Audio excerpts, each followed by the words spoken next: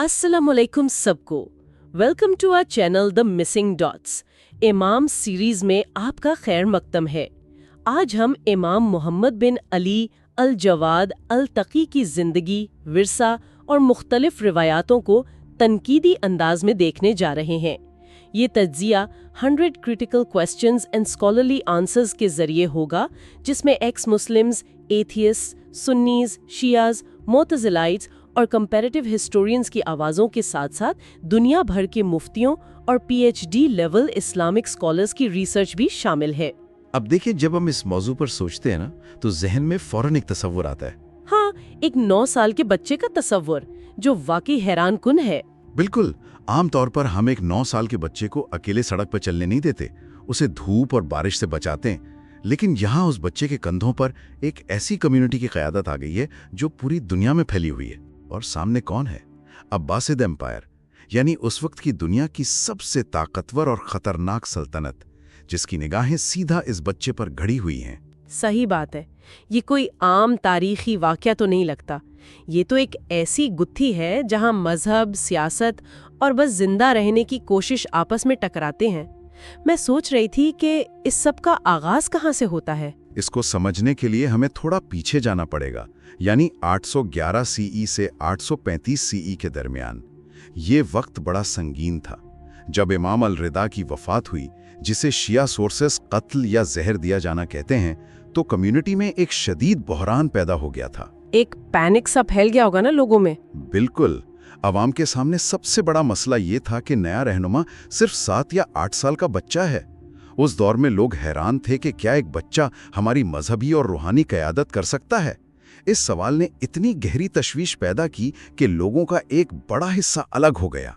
अच्छा, यानी उन्होंने अलग फिरका बना लिया। हाँ, जिसे वाकिफिया कहते हैं। वक्फ का मतलब ही रुक जाना है। उन लोगों के लिए ये बात अक्ल में ही नहीं आती थी कि एक छोटा बच्चा इतने बड़े मसाइल हल कर सकता है। तो उन्होंने आगे चलने से इनकार कर दिया और वहीं रुक गए, क्योंकि उन्हें लगा कि नस्ब या लीनेज यहाँ आकर कमजोर पड़ गई है। सही पकड़ा आपने। उन्होंने ये मानने से इनकार कर दिया कि इमाम अल रिजा के बाद उनका ये कम उम्र बेटा इमाम बन सकता है। और बस यहाँ से वो शदीद बहस शुरू होती है, जिसने आने वाली सदियों के लिए थियोलॉजिकली बहुत कुछ तय कर दिया। अगर इस बात को ठंडे दिमाग से सोचा जाए तो वाकिफिया का परेशान होना समझ आता है। मतलब अगर आज के दौर में कोई सुने कि एक 9 साल का बच्चा सुप्रीम कोर्ट का चीफ जस्टिस बन गया है, तो लोग फौरन एहतजाज करेंगे। जाहिर है, आम अक्ल इस बात को तस्लीम नहीं करती। लॉजिकली जस्टिफाई कैसे किया?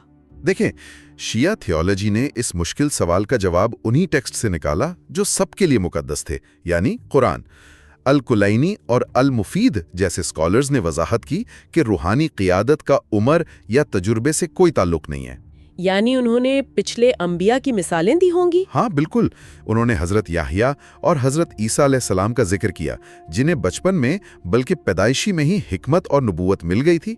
इस कॉन्सेप्ट को थियोलॉजी में इल्म लदुन्नी कहा जाता है। इल्म लदनी यानी ये वो इल्म है जो आप किसी उस्ताद से नहीं सीखते। सही। ये सीधा अल्लाह की तरफ से अता करदा होता है। अगर मैं इसे आज की ज़बान में समझूं तो ये कुछ ऐसा है जैसे आप अपने फ़ोन में सीधा क्लाउड से सॉफ्टवेयर डाउनलोड कर लें। आपको किसी फिजिकल कनेक्शन की ज़रूरत ही नहीं होती। वाह, बड़ी ज़बरदस्त मिसाल दी आपने। थियोलॉजिकली कॉन्सेप्ट यही है कि उनका इल्म डिवाइन सोर्स से आता है, किसी दुनिया के उस्ताद से नहीं। लेकिन जाहिर सी बात है, हर कोई इस बात को इस तरह नहीं देखता। हाँ, सुन्नी स्कॉलर्स और रैशनलिस्ट की सोच तो मुख्तलिफ होगी। बिल्कुल। अगर हम इब्ने तैमिया का नुक्ता नज़र देखें तो उनकी तनकीद वाज़ेह थी। उनका मानना था कि क़यादत और फतवे देने के लिए अक्ल, शऊर और बरसों का तजर्बा शर्त है। एक बच्चे का जहन इतना पुख्ता नहीं हो सकता कि वो उम्मत के पेचीदा मसाइल हल करे। और मुझे लगता है आज के दौर के एक्स मुस्लिम्स और एथियस्ट की तनकीद इससे भी आगे जाती होगी। जी हाँ, वो इस पूरे वाक़ये को बाद में घड़ा गया फसाना कहते हैं। उनके मुताबिक जब क़यादत और सियासी ताकत खूनी नसब में रखनी थी, तो कम्युनिटी ने मजबूरी में कुरानिक हवाले ढूंढकर इस मसले पर पर्दा डाला। लेकिन इस बहस में एक ऐसा वाक़या आता है जो इस पूरी कोचिंग या बचपना वाली थियरी पर सवाल उठाता है। मुझे अब्बासी दरबार का वो मशहूर मुनाजरा याद आ रहा है। अच्छा, काजी یحییٰ ابن اختم والا واقعہ؟ ہاں وہی، جب کیلف المامون نے امام الجواد کا سامنا اس وقت کے سب سے بڑے چیف قاضی سے کروایا تھا۔ میرے خیال سے وہاں ایک بہت پیچیدہ سوال پوچھا گیا تھا حج اور احرام کے حوالے سے۔ جی، وہ دربار کا منظر تاریخ میں بہت اہمیت رکھتا ہے۔ قاضی یحییٰ نے جان بوجھ کر ایک ایسا مسئلہ اٹھایا جو عام طور پر بڑے بڑے مفتیوں کو پریشان کر دیتا تھا۔ اس نے کیا پوچھا تھا؟ اس نے پوچھا کہ اگر کوئی شخص احرام کی حالت میں کسی جانور کا شکار کر لے تو اس کا کیا کفارہ ہوگا؟ قاضی کو لگا کہ یہ بچہ یہاں پھنس جائے گا، لیکن 9 سال کے امام الجواد نے صرف ایک سادہ سا جواب دینے کے بجائے اس سوال کو 10 مختلف حصوں میں توڑ دیا۔ 10 حصوں میں؟ کیسے؟ انہوں نے پلٹ کر قاضی سے پوچھا، کیا اس نے شکار مقدس علاقے کے اندر کیا تھا یا باہر؟ کیا وہ جانور پرندہ تھا یا کوئی اور؟ شکار دن میں ہوا یا رات میں؟ اس نے یہ غلطی سے کیا یا جان بوجھ کر؟ سبحان اللہ، یہ تو بہت ڈیٹیل ہے۔ اور انہوں نے مزید پوچھا کہ کیا وہ شخص آزاد تھا یا غلام، اور کیا اسے اپنے اس فعل پر پچھتاوا ہے یا وہ ضد پر آ رہا ہے۔ یہ سن کر پورا دربار سناٹے میں آ گیا۔ قاضی یحییٰ کے پاس اس تفصیلی ڈائسیکشن کا کوئی جواب نہیں تھا۔ واقعی اس وقت تو قاضی کا اپنا کانفیڈنس ٹوٹ گیا ہوگا، لیکن یہاں ایز اے کریٹیکل تھنکر میرا ایک سوال ہے۔ جی پوچھیں۔ سیکولر ہسٹورینز تو یہ بھی کہہ سکتے ہیں کہ عباسی دربار میں آنے سے پہلے مدینہ میں جو ان کے والد کے وفادار سینئر اسکالرز تھے، انہوں نے اس بچے کو مہینوں بیٹھ کر کوچ کیا ہو۔ یعنی پہلے سے تیار کیا گیا ہو کہ دربار میں ایسے سوالات آئیں گے۔ ہاں، اور تم نے اس طرح کاؤنٹر کویسچن کرنا ہے، یہ بھی تو ممکن ہے نا۔ اور یہی بات ماڈرن ایکیڈیمکس کہتے ہیں۔ ایتون کولبرگ اور ہائنز ہیلم جیسے مورخ اس کوچنگ ہائپوتھیسس کو ایک پلازیبل سیکولر ایکسپلینیشن کے طور پر پیش کرتے ہیں۔ تو ان کا ماننا ہے کہ یہ کسی معجزے کے بغیر بھی ہو سکتا تھا۔ بالکل، ان کا کہنا ہے کہ فیکٹس اپنی جگہ موجود ہیں، یعنی بچے نے دربار میں قاضی کو لاجواب کیا، لیکن اسے تربیت سے بھی ایکسپلین کیا جا سکتا ہے۔ مدینہ کا شیعہ اسکالرشپ نیٹ ورک بہت طاقتور تھا۔ صحیح، لیکن نتیجہ تو ایک ہی نکلا نا، چاہے آپ اسے ڈیوائن میریکل مانیں یا عظیم تربیت، اس ایک واقعے نے شیعہ کمیونٹی میں اعتماد واپس بحال کر دیا۔ ہاں، تھیولوجی مزید مضبوط ہو گئی، لیکن یہاں ایک عجیب موڑ آتا ہے۔ کیا؟ اگر یہ بچہ دربار میں اتنا ذہین ثابت ہو رہا ہے اور باہر کمیونٹی دوبارہ متحد ہو رہی ہے، تو کیلف المامون نے انہیں قید یا قتل کیوں نہیں کیا؟ اس کے بجائے تو اس نے اپنی ہی بیٹی ام الفضل کی شادی امام الجواد سے کر دی۔ یہ پوائنٹ مجھے ہمیشہ بہت عجیب لگتا ہے۔ یہ تو بالکل دشمن کے گھر میں سونے جیسی بات ہوئی۔ بالکل۔ جس سلطنت نے آپ کے والد کو زہر دیا، اسی کی شہزادی سے شادی کرنا، کیا یہ ایک بہت بڑا اور فرینکلی خطرناک کمپرومائز نہیں تھا؟ اس حقیقت کو ٹھیک سے سمجھنے کے لیے ہمیں پیٹریشیا کرون اور ولفرڈ میڈلنگ کی ریسرچ کو دیکھنا پڑے گا۔ عباسد کیلفز بہت شاطر سیاستدان تھے۔ یعنی شادی کے پیچھے کوئی مقصد تھا؟ ظاہر ہے، المامون کا شادی کروانے کا مقصد ان کو عزت دینا نہیں تھا، یہ ایک خالص پولیٹیکل کنٹینمنٹ یعنی سیاسی پابندی کا طریقہ تھا۔ اسے ڈر تھا کہ کہیں لوگ بغاوت نہ کر دیں۔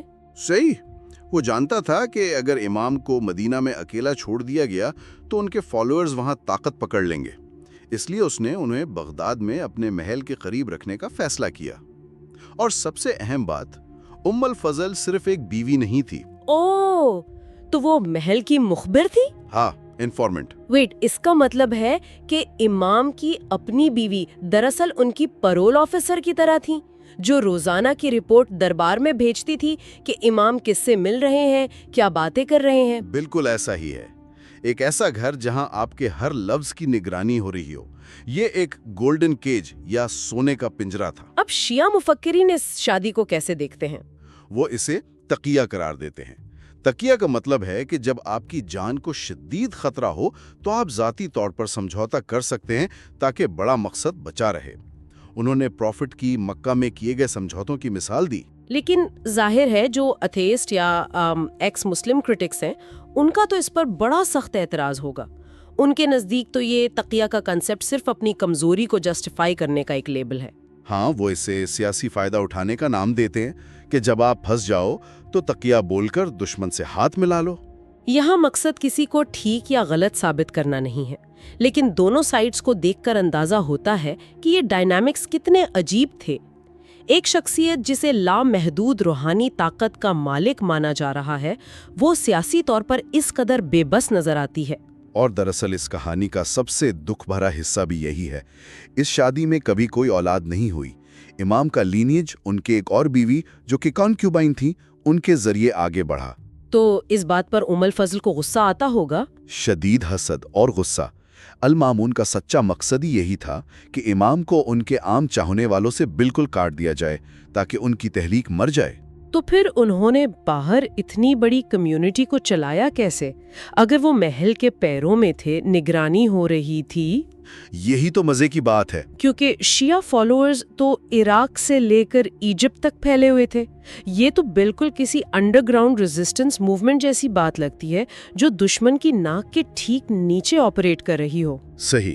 یہاں سے ایک ایسے نظام کی بنیاد پڑتی ہے جس نے آگے چل کر پوری تاریخ بدل دی۔ اسے وکیل نظام یا نیٹ ورک آف ڈیپیوٹیز کہا جاتا ہے۔ وکیل نظام یعنی انہوں نے اپنے نمائندے بنائے۔ ہاں، جب ان کے لیے کھلے عام لوگوں سے ملنا ممکن ہو گیا تو انہوں نے ایک بہت ہی متحرک اور خفیہ انفراسٹرکچر بنایا۔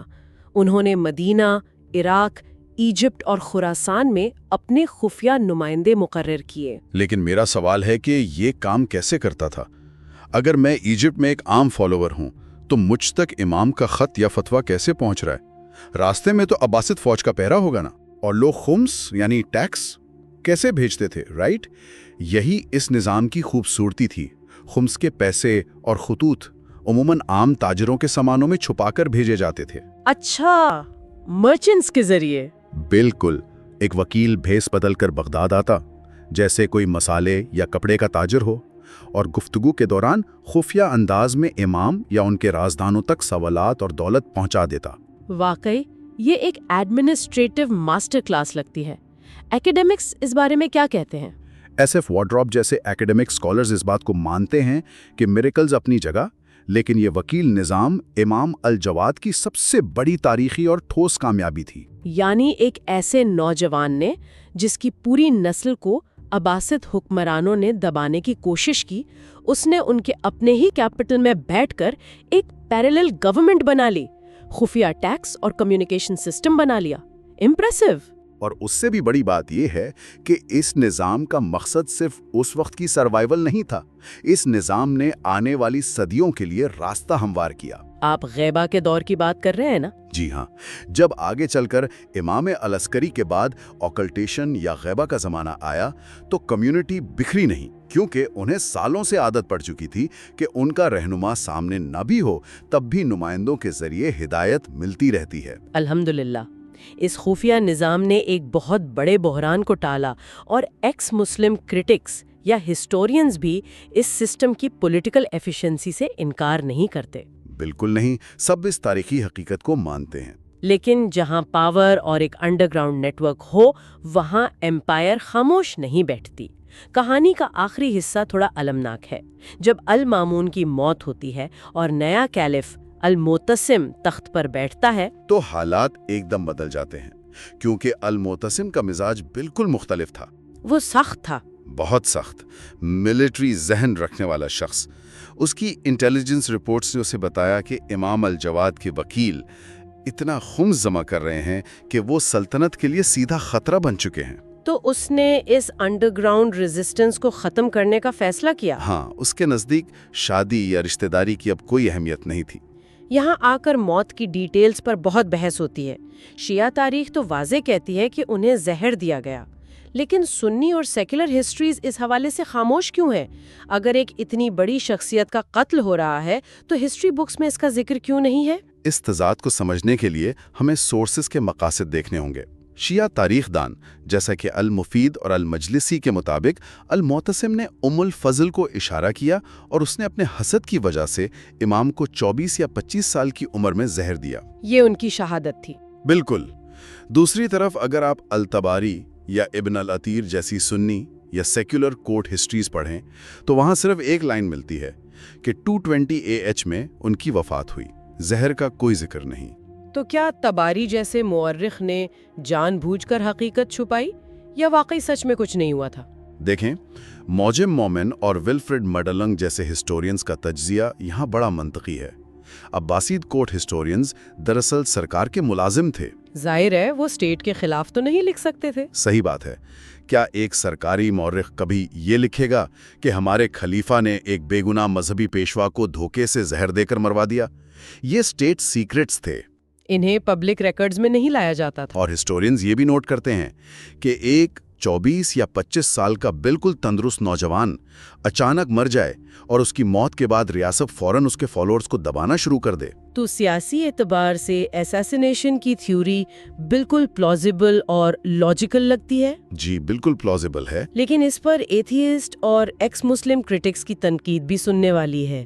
ان کا ماننا ہے کہ یہ شہادت کا نیریٹو دراصل سائیکالوجی کا ایک کیس ہے جسے ہم کنفرمیشن بائس کہتے ہیں۔ یعنی ان کو لگتا ہے کہ شیعہ تھیولوجی میں ہر امام کو شہید ہونا ضروری ہے۔ ہاں، ان کا آرگیومنٹ ہے کہ اگر کوئی نیچرل موت کسی عام بیماری سے بھی مرتا ہے تو تھیولوجیکل فریم ورک اس بات کو قبول ہی نہیں کر سکتا۔